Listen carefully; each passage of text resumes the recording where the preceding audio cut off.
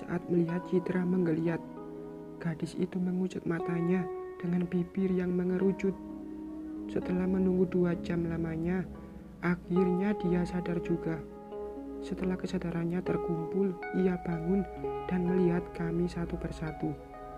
"Omah, kenapa semuanya ada di kamar Cici?" tanyanya polos. Mama langsung memeluk Citra, lalu mengusap kepala gadis itu, merapikan anak rambut yang berantakan. "Tidak ada apa-apa sayang, kita semua nungguin Cici bangun. Syukurlah, sekarang Cici sudah bangun," tutur mama. Citra mengerjapkan mata beberapa kali, pandangannya memindai ke seluruh ruangan. "Mami mana?" Citra kembali bertanya. Kami semua diam, bingung bagaimana menjelaskan pada Citra tentang ibunya yang baru saja dibawa ke tempat rehabilitasi. "Mami sakit sayang, dia sedang berobat," ujar papa. "Hah, sakit? Cici mau lihat mami." "Jangan nak, anak kecil tidak boleh ke rumah sakit. Cici di sini saja ya, doakan saja mami segera sembuh." "Oke," ujar mama menenangkan Citra. Citra menganggukkan kepala, lalu ia memeluk mama yang sedari tadi terus berada di sampingnya. Setelah Citra kembali ceria, mama mengajaknya untuk bermain. Seperti balita pada umumnya, Citra memang tidak pernah menyimpan kepedihan terlalu dalam. Ia kembali bermain dan melupakan ibunya yang mama sebut sedang berobat.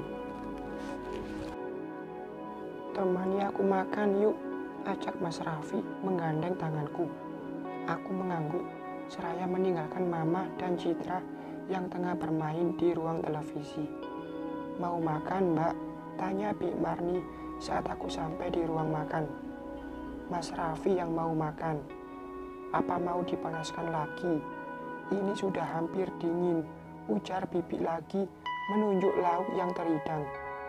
"Ah, tidak usah Bi, ini pun masih ada hangat-hangatnya." Aku pun mengambil piring, mengisinya dengan nasi serta lauk, lalu memberikannya kepada Mas Raffi. Mas Raffi makan dengan hening. Kami sibuk dengan pikiran kami masing-masing.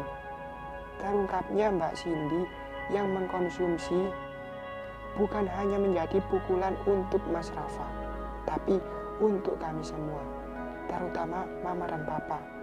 Sedari tadi, kedua mertuaku itu lebih banyak diam, bahkan mereka melupakan makan siangnya.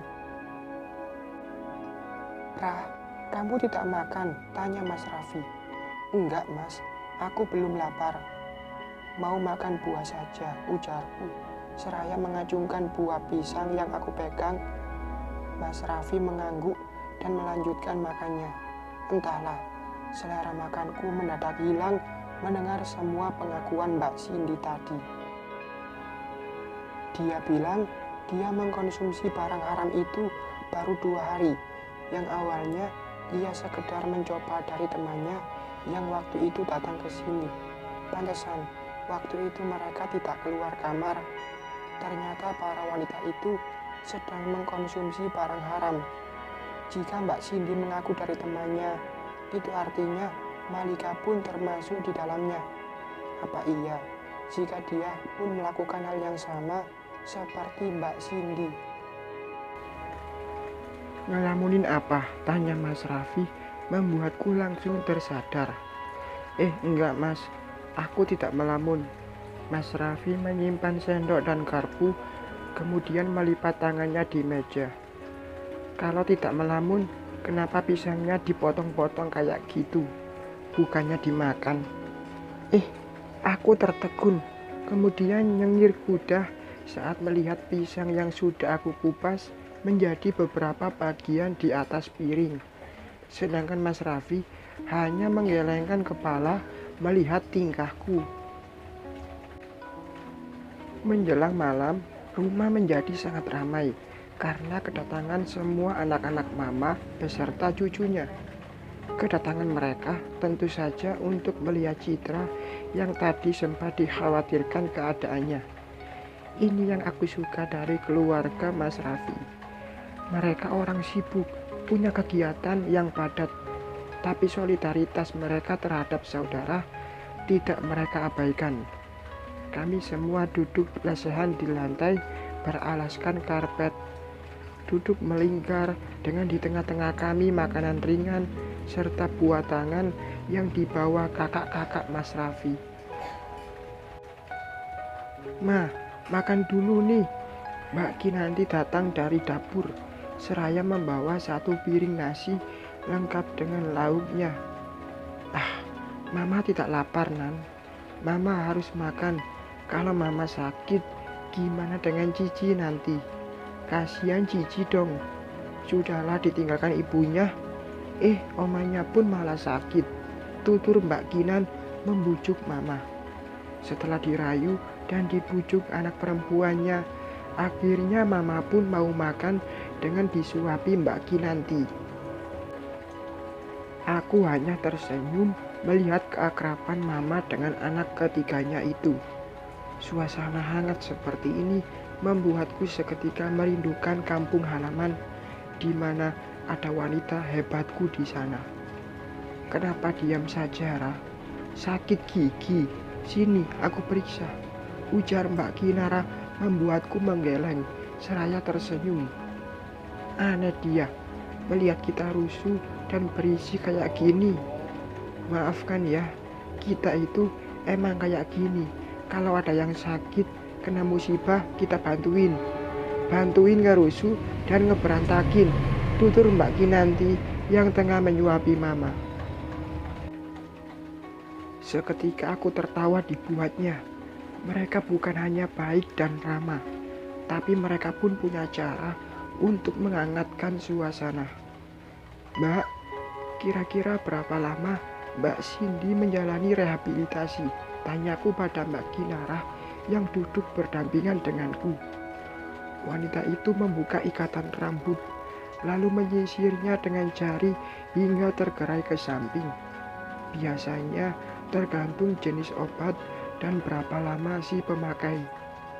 Kalau untuk kasus Cindy yang katanya baru 2 hari, itu bisa lebih cepat. Sekitar 2 mingguan pun bisa pulang. Aku manggut-manggut mendengar penuturan dokter cantik itu. Rehabnya agak lama, Ra, tapi nahan diri untuk tidak mencoba lagi itu yang sulit. Itu kenapa orang yang sudah rehab dinyatakan sudah sembuh, pas pulang ke rumah tahu-taunya malah make lagi. Karena apa? Karena iman yang lemah, tutur Mas Dafa ikut menjelaskan. Aku lebih paham. Jika kita sekali mencoba, butuh waktu seumur hidup untuk melawan rasa ingin mencoba kembali. Selain lingkungan yang bersih, ternyata keimanan dari diri sendiri pun harus lebih kuat agar bisa terbebas dan lepas dari jerat barang haram itu. Mudah-mudahan apa yang terjadi pada Mbak Cindy sekarang bisa jadi pelajaran bagiku, suamiku, dan untuk saudara-saudaraku. Iya, Rah, kamu punya nomorku enggak sih? Tanya Mbak Kinanti. Punya, Mbak. Kan Mas Raffi sudah menyimpan nomor Mbak di ponselku. Maaf ya, belum nyapa lewat pesan. Tuturku membuat dokter Opgin itu terkikik. Bagus kalau gitu, aku tunggu kabar baiknya ya. Jangan ke orang lain, pokoknya ke aku aja. Ke saudara itu lebih enak dan lebih leluasa. Oke? Aku bengong, tidak mengerti dengan apa yang dikatakan iparku itu.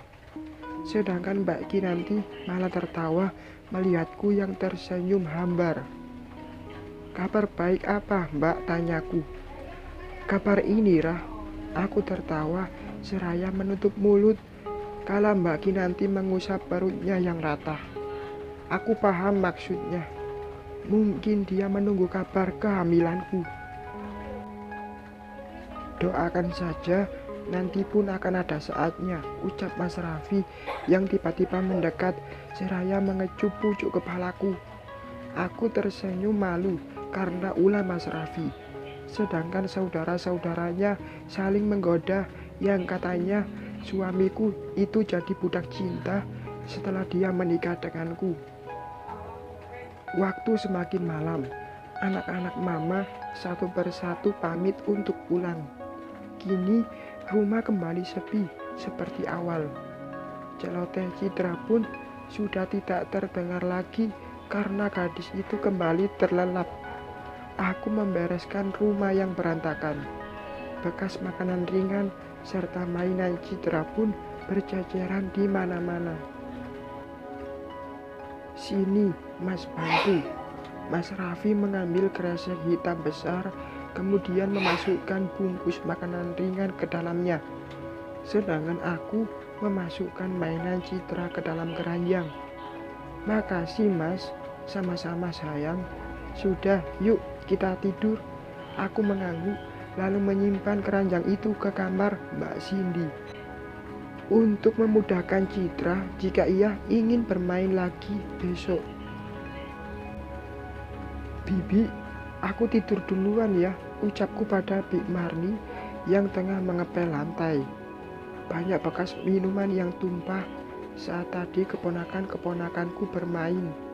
Silakan Mbak Raya, mimpi indah, ujar wanita seumuran ibu itu.